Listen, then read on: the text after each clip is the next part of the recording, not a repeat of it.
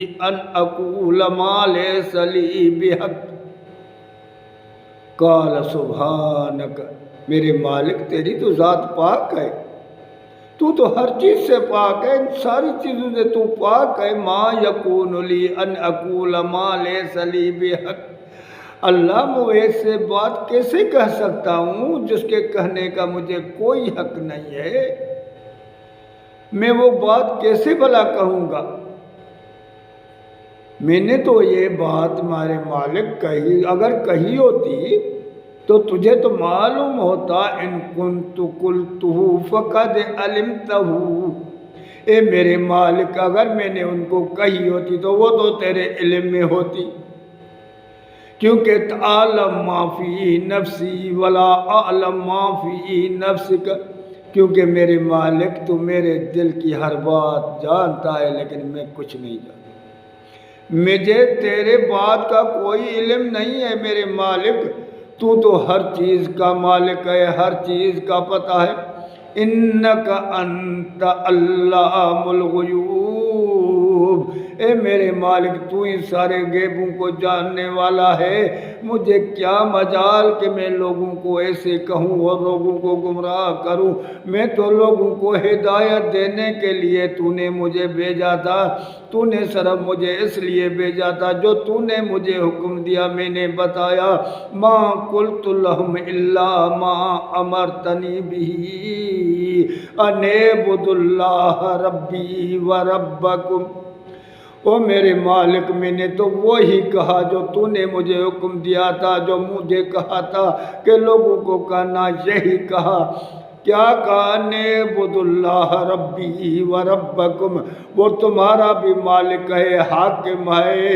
تو میرا بھی مالک حاکم ہے، میں بھی اس کا غلام ہوں تو تم بھی اس کا غلام ہو، ان کے دروازے پر چلے جاؤ، ان سے اپنی حاجت طلب کرو، ان سے اپنی مشکلیں دور کروانے کے لیے درخواست کرو، ان کی درگاہ کھلی ہوئی ہے،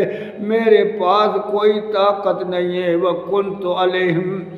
شہیدا ما دمت فیہم فلما توفیتنی کنت انت رقیب علیہم وانت علی کل شیء شہید۔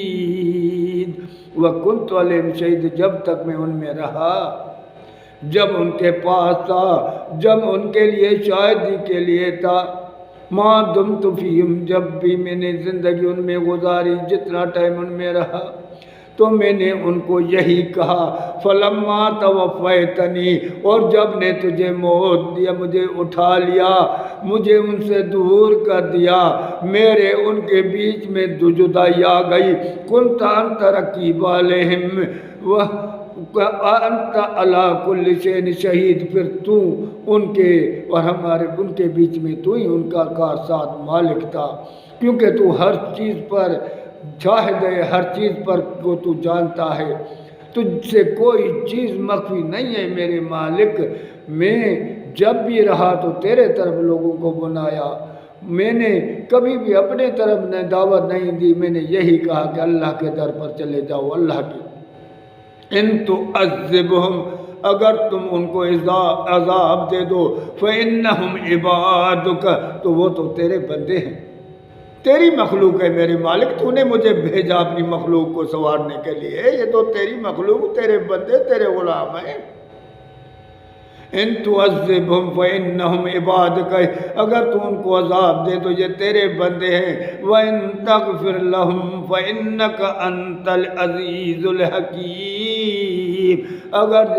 ان کو معاف کر دے تو بڑا معاف کرنے والا، بڑا حکمت والا ہو، بڑا قریب ہے۔ اللہ تیری درگاہ ہے، تیرا ہی ملک ہے، تیری بادشاہی ہے، ہم سارے تیرے بندے ہیں، تیرے غلام ہیں، تیرے در کے فقیر ہیں، تو ہی غنی ہے، جس کو چاہے دے، جس کے چاہے روکے، جس کو سزا دے، جس کو چھوڑے، اگر چھوڑے تو پوچھنے والا نہیں ہے، اگر سزا دے تو کوئی اس سزا کو روکنے والا نہیں ہے۔ اللہ یہ سارے تیری طاقتیں ہیں، تو ہی مالک ہے میرے مالک، تو میرے بھائی کم سے کم ہم اس قرآن پر توجہ کریں تو قرآن ہمیں کیا ان لوگوں نے کن کن کی دعوت عبادت کی، کن کو شریک کیا۔ حضرت عیسیٰ کو وہ نبی تھا، کوئی بت نہیں تھا۔ بت فارسی لفظ ہے، ہر بت اس کو کہا جاتا ہے جس کا مجسمہ بنا کے رکھا جائے یا محبت اس سے کی جائے یا عشق اس سے کیا جائے، اس کا نام بت ہے۔ ہم نے عربی میں صنم کہا گیا ہے۔ ہم صنم کس کو کہتے ہیں؟ صنم اس کو پیار جسے کیا جائے، جس سے محبت کیا جائے۔ تو کم سے کم یار ہم سیکھیں تو صحیح نا، عربی سیکھیں، عربی کے لفظ کے کم سے کم کچھ جو لفظ ہیں نا شرک والے وہ سیکھیں، ان کا تو پتہ ہونا چاہیے۔ کیسے بچیں گے، کیسے اللہ کے پاس سرخرو ہو جائیں گے، کیسے اپنے محبوب محمد مصطفیٰ صلی اللہ علیہ وسلم کے ساتھ ہم سرخرو ہو کر اور کہیں گے اور ناز سے اللہ کا محبوب کہے گا میرا مالک یہ میرے امت یہ جس کو میں نے ہر بات بتائی، تیری بات بتائی اور آمنا صدقنا کہہ کر تیری ہر بات مانی اور تیرے بات پر لبیک لبیک کہتے ہوئے سارے نکل پڑے آ گئے۔ اللہ یہ میری امت ہے جس میں میں نازا ہوں، تو اللہ کا محبوب ہم پر ناز کرے گا محشر کے دن۔ جب ہم اس قرآن کو سمجھیں گے، اپنے محبوب کے فرمان کو سمجھیں گے، یہ تب توحید سمجھ میں آ جائے گی۔